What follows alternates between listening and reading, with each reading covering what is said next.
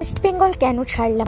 People toxic relationship আর নিতে পারছিলাম না, লাইফে সিকিউরিটি ক্রাইসিস আর সহ্য করতে পারছিলাম না। প্রেগন্যান্সি থেকে পোস্ট প্রেগন্যান্সি পুরো জার্নিটা একা কষ্ট করেছি, হয়ে পড়েছিলাম। আমার বাচ্চাটা হাউ হাউ করে কাঁদছিল, কেউ দেখেনি। Everyone, welcome back to my channel. কেমন আছো সবাই? আশা করছি সবাই ভালো আছো। আর ব্যাঙ্গালোরে আসার পর থেকে আমরাও মোটামুটি বেশ ভালো আছি। ব্যাঙ্গালোরে এসেছি বেশ অনেক দিনই হয়েছে, আর অনেকেই আমাকে পার্সোনালি কোশ্চেন করেছিল যে আমরা কেন ওয়েস্ট বেঙ্গলটা ছেড়ে দিলাম আর ব্যাঙ্গালোরেই বা কেন শিফট করলাম। তো এই নিয়ে অনেক জলঘোলা হয়েছে, অনেক কিছু হয়েছে। তো আমার মনে হলো ফাইনালি আজকে সব সত্যিটা তোমাদের বলা দরকার। ব্যক্তিগত কোনো কথা বলতে আমি খুব একটা স্বচ্ছন্দ বোধ করি না। আমি সবসময় চেষ্টা করি আমার জীবনের ভালো দিকগুলো তোমাদের সামনে তুলে ধরার। জীবনের কিছু এমন সত্যি থাকে যেগুলো না বললেও নয়, সব সত্যিটা সবার জানা দরকার, তাতে গুজব ছড়ানোটা অনেক কম হবে। তাই আমি সত্যিটা আজকে বলে দিতে বাধ্য হলাম। অ্যাকচুয়ালি আমি আর সহ্য করতে পারছিলাম না, কারণ সবকিছুর তো একটা এক্সটেন্ড আছে, সেই পর্যন্তই সহ্য করা যায়, তারপরে আর সেটা পসিবল হয় না। তো সেই সব কিছুর জন্য আমিও মনে করলাম যে এবার অনেক হয়ে গেছে, চলে এবার লাইফে মুভ অন করতেই হবে, একটা ডিসিশন নিতেই হবে।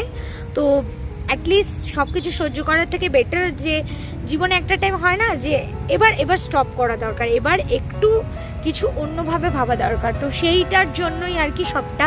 তো এই সব কিছু বলতে গেলে ইন ডিটেলস তোমাদের অনেক কিছু আমাকে বলতে হবে, তো আমি এক এক করে তোমাদের বলছি। তো এটা এই জার্নিটা শুরু হয়েছিল আমার প্রেগনেন্সি জার্নি থেকে। তো আমার প্রেগনেন্সিটা কতটা ডিফিকাল্ট ছিল তোমরা যারা আমার ভিডিও দেখো তারা তো জানো। আমার পুরো প্রেগনেন্সি জার্নিটা আমি একা সাফার করেছি। তো ওই মোমেন্টে আমার প্রেগনেন্সিটা যে এতটা ডিফিকাল্ট হবে আমি শুরুতে সেটা জানতাম না, ভাবতেও পারিনি। মানে এরকম হতো না আমার যখন তখন নাক মুখ দিয়ে গলগল করে রক্ত বেরোতো, তোমাদের কার হয়েছে আমি বলতে পারবো না। ওই মুহূর্তে আমার লিভার ইনফেকশন ধরা পড়লো উইথ প্রেগনেন্সি টাইমে, যেটার কারণে আমার প্রেগনেন্সিটা আরও ডিফিকাল্ট হয়ে গেছিলো। আর আমি কিছুই খেতে পারতাম না, সব সময় প্রচণ্ড প্রবলেম হতো, আমি না রান্না করতে পারতাম ঠিক করে, ভীষণ ভীষণ প্রবলেম হতো।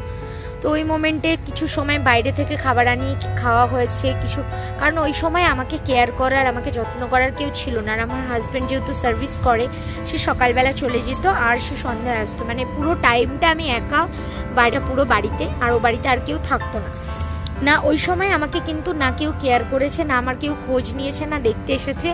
চলো স্টিল ঠিক আছে, চলো সবার জীবনে সব কিছু হয় না, নো প্রবলেম। বাট ওই মুহূর্তে আমার মেন্টালি এই অবস্থা ছিল না যে আমি নিজেকে এটা ভেবে শান্ত করব বা নিজে ঠিক থাকবো, কারণ ওই সময়টা যারা পার করেছে তারা জানবে যে কতটা ডিফিকাল্ট হয়। মেন্টালি অবস্থা তো, ফিজিক্যালি অবস্থা তো খারাপ ছিলই, আর মেন্টালি অবস্থাটা অনেকটা খারাপ হয়ে গেছিলো। তো ওই সময় থেকে কিন্তু আমার একটু একটু করে ডিপ্রেশন শুরু হয়।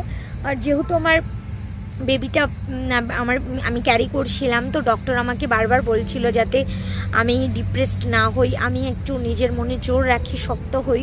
তো সেই সব কিছু করে আমার যখন মানে আমার সিজারিয়ান ডেলিভারি হলো, আমি হসপিটালাইজড হলাম, সেই মোমেন্টেও আমাকে কেউ কিন্তু খবর নেয়নি বা দেখতে আসেনি।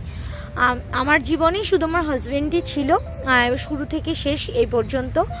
আর সত্যি বলতে আমি কারো থেকে কিছু এক্সপেক্টও করিনি। হ্যাঁ, এটা ঠিক যে মানুষ তো একটু খারাপ তো লাগে, তা চলো ঠিক আছে, কোনো ব্যাপার না, সেগুলো নিয়ে আমি বেশি কিছু বলছি না। তো আমি এগুলো বলার একটাই কারণ, সেটা হচ্ছে মেন্টালি কন্ডিশন একটা মানুষের জীবনে কতটা এফেক্ট ফেলতে পারে, সেটা কিন্তু একটা বড় ভাবার বিষয়। তো সেই জন্যই কিন্তু আমি এত কিছু তোমাদের বলছি।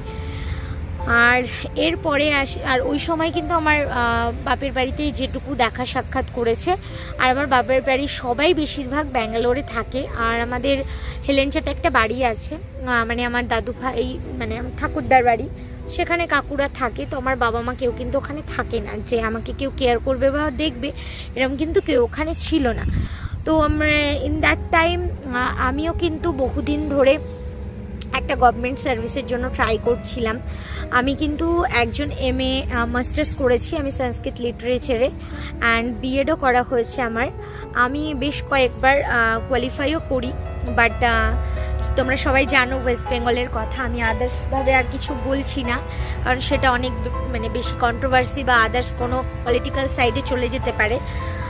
তো যাই হোক, দুর্ভাগ্যবশত বলো বা আমার ফেলিয়ার বলো, আমি কেরিয়ার সাকসেসফুল হতে পারিনি। তো যেটা আমার জীবনে আরও একটা ডিপ্রেশনের বিশাল বড় কারণ হয়ে দাঁড়ায়।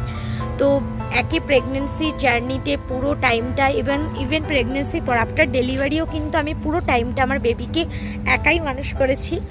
পুরো 7 মান্থ পর্যন্ত পুরো একা সবটা করেছি। এবং ওই রকম একটা অপারেশনের হওয়ার পর মানে আমাকে পুরো 1 বছর বেড রেস্টে থাকার কথা, বাট আমার 1 মাসের জন্য আমি বাপের বাড়িতে ছিলাম আর একটু যত্নে ছিলাম। বাট তারপর থেকে পুরো জার্নিটা আমি একা আমার হাজব্যান্ডকে নিয়ে, আমি ওই ছোট্ট বেবিটাকে নিয়ে আমি একা ও বাড়িতে ছিলাম। তো না আমাকে কেউ দেখার ছিল, না কেউ খোঁজ নেওয়ার ছিল, না কিছু করার ছিল। মানে ওই মোমেন্টে আমার এতটা শরীর খারাপ হতো যে আমি অনেক সময় এরকম হয়েছে যে আমি মাথা ঘুরে পড়ে গেছি, এদিকে আমার বেবি কাঁদছে, আমার হাজব্যান্ড এসে দরজা ধাক্কাচ্ছে, হয়তো সে বুঝতে পারছে না আমি ঘরে অসুস্থ, এরকম হয়েছে যে আমি ভমিট করে পড়ে আছি, কেউ দেখার নেই। কি করব ওই মোমেন্টে? কিছু করে নেই না, আই হ্যাভ টু সাফার। তো এটা তো একটা বেবিকে মানুষ করার ক্ষেত্রে, তার জীবনের ক্ষেত্রে একটা ডিফিকাল্ট, তাই না? তো সেক্ষেত্রে এটা মনে হলো যে না, এভাবে তো সম্ভব নয়। আমার হাজব্যান্ডেরও সার্ভিসের যে না, এবার তো বেবি হয়েছে, এবার একটু ফিউচার প্ল্যান করা দরকার, এবারে একটু জীবনে একটু এগোনো দরকার, কিছু ভাবা দরকার। আর ওয়েস্ট বেঙ্গলের সার্ভিসের অবস্থা তোমরা সবাই জানো, আদার্স করে কিছু বলার নেই। আমিও এত চেষ্টা করার পরেও যখন মানে স্বপ্ন ছোট থেকে যেটা দেখে বড় হয়েছি সেটা যখন পূরণ না হয় না, সেক্ষেত্রে কিন্তু তোমার জীবনে একটা ভীষণ বড় এফেক্ট করে। তো আমার জীবনে সেটা করেছিল। তার সঙ্গে প্রেগনেন্সি জার্নির কষ্ট বলো বা আফটার ডেলিভারি যে পোস্টপার্টাম ডিপ্রেশন, সমস্তটা নিয়ে না পুরো ঘেটে হয়ে গেছিলাম। তার সঙ্গে আমার বেবির লাইফে অনেক ক্রাইসিস চলে আসছিল, কারণ আমি একা ওকে ওইভাবে মানুষ করতে পারছিলাম ঠিকই, কিন্তু কোথাও গিয়ে একটা ওর লাইফে সিকিউরিটির একটা প্রবলেম হচ্ছিল। কারণ যেহেতু আমি অসুস্থ ছিলাম, হাজব্যান্ডও বাড়িতে থাকতে পারতো না, ইভেন আমাদের কেয়ার করারও কেউ নেই, মানে কোনো অসুবিধা হোক যাই হোক খোঁজ নেওয়ার দেখার কেউ নেই, নো ওয়ান। তো এবার তখন মনে হলো যে না, ওয়েস্ট বেঙ্গলে যেহেতু আমার সার্ভিসও হচ্ছে না, আমার হাজব্যান্ডেরও আরেকটু বেটার অপরচুনিটি পাওয়া দরকার। তো ও একটা বেটার অপরচুনিটির জন্য ট্রাই করলো, তো সেটা আলটিমেটলি বাই লাক পেয়ে গেল।